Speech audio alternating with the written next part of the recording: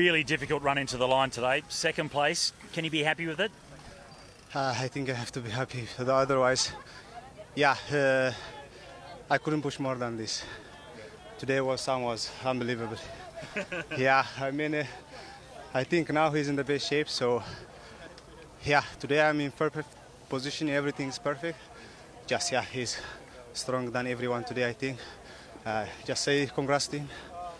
Oh, he's a track specialist as well, so this type of run into the finish, really fast, no climbs before it. I guess it was perfectly suited for him, but you're showing that you've got really good conditions still.